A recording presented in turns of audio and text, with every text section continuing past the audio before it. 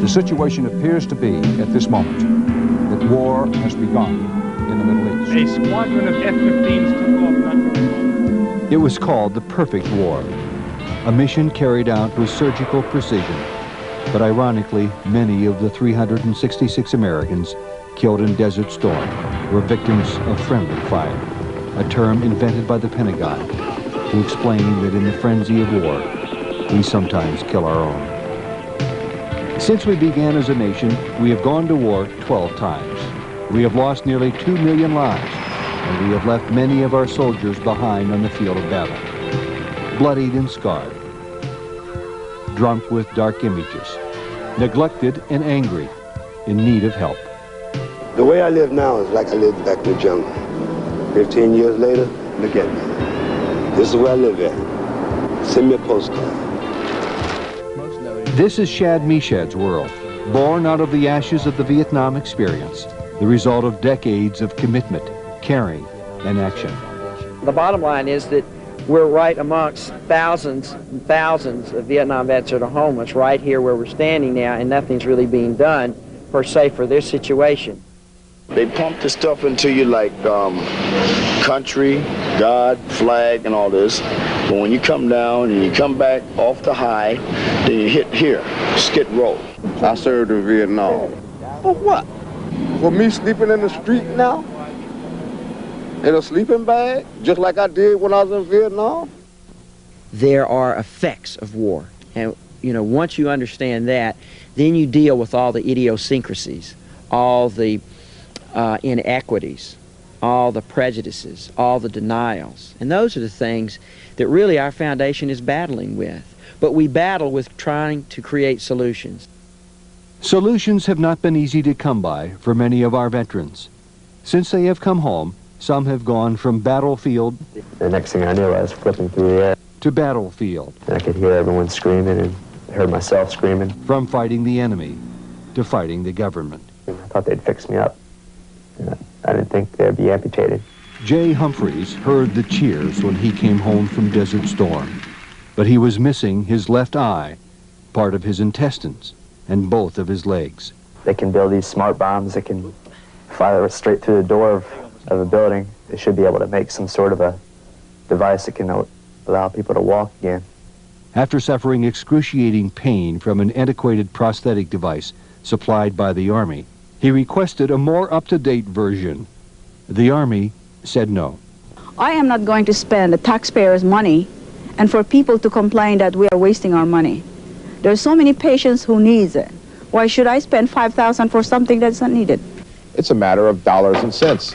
And it's a matter of they'll spend $1 billion on a bomb, but not an extra $1,000 for a limb once they blow a soldier's leg off.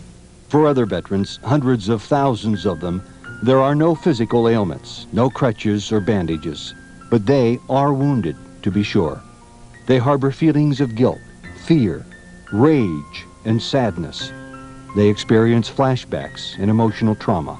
And I remember looking at the pile of men that had been alive an hour before and were dead now, and I was one of the guys that picked them up and put them on the medevac choppers as they went out, and parts of the bodies were coming off my hands, and it was really very, but I know I went numb. I was just totally numb, and I felt aged when I came back. I knew I was only 20 that day, but I might as well have been 80.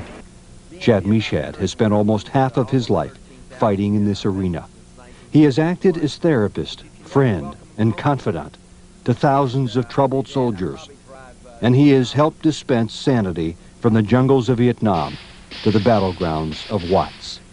When 60 Minutes investigated the Veterans Administration a few years back for not adequately treating the wounds of war, they put the issue of PTSD, post-traumatic stress disorders, in prime time, front and center, to 25 million Americans. His name is Shad Meshad, and he took us to a place where 20 years ago he found a group of veterans sick with PTSD. They mistrusted society, their government, and especially the Veterans Administration. They hid out here and rebuilt Vietnam. Meshad, both a veteran and a therapist, tried to help. At the time, the only thing he could do was to get them to talk it out. Talking might keep them from self-destruction. came down here one 20 years later, this is the result of Meshad's work. Small storefront meeting places throughout the country called vet centers. Congress insisted that the reluctant Veterans Administration get out of Washington and do something local and innovative. Give them places to talk it out outside of VA hospitals. Well, one thing you have to understand is the VA as an entity has never liked the Vet Center program. It's an insult, basically an embarrassment. The VA's established routines and procedures couldn't include the new therapies required to treat PTSD. Meshad explains. I mean, it was jammed down the VA's throat. I mean, literally, it was stated that it would have been better to put the Vet Center program under forestry or agriculture, as funny as that may sound, for the logistical support that we needed to get started. And we were a little $20 million plus program that took care of all the Vietnam vets. And here they've got a $24 billion program that couldn't address Vietnam vets. As executive director of the VVAF, Meshad has taken the lessons from the bureaucratic nightmare of the Veterans Administration and designed a more efficient system to deliver services to the veterans who need them.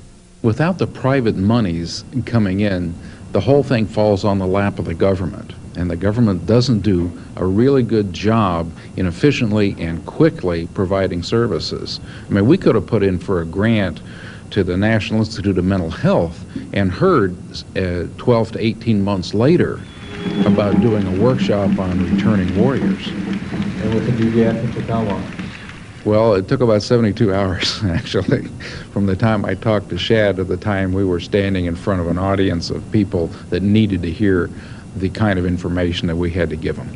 One by one, from Denver to Jacksonville to Cleveland, through a network of the world's experts in the field of PTSD, soldiers are being brought home from the battlefield at last.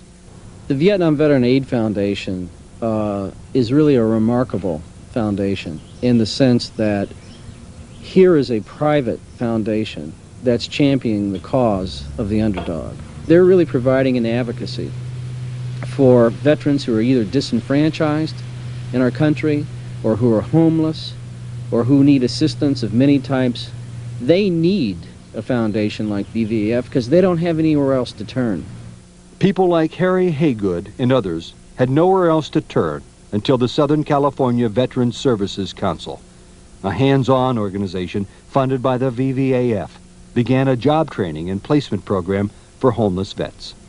It gave me dignity, my self-pride back, a self-motivation, and a strong outlook on life. I always wanted to, go back to school and get some type of training, technical training or skill. And being homeless is real difficult to attend school if you're on the streets. And this program has housed me until I complete my training. Well, you can't get to solutions dealing with issues like readjustment, dealing with traumatic experiences overnight. There's no quick fix.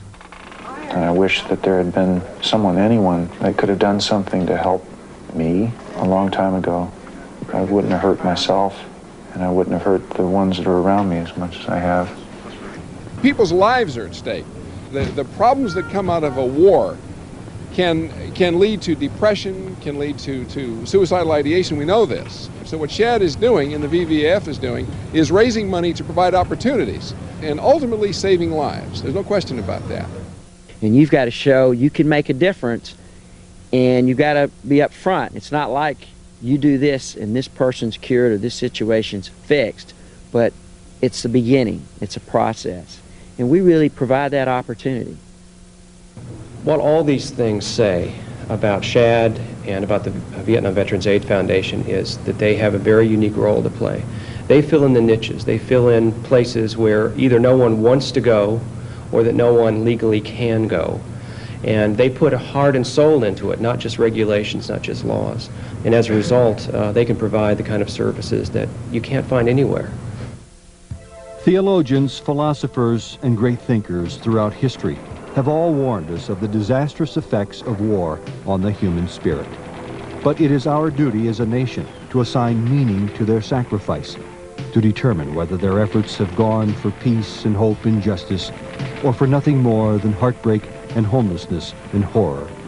This is what Shad Meshad and his Vietnam Veterans Aid Foundation are all about. to make warriors and their families strong at the broken places, to return them whole to their communities, and to let the wisdom and truth about war be heard by the next generation of Americans. Allied combat operations are being suspended as of now. Please be a part of the healing. Please contribute to the VVAF.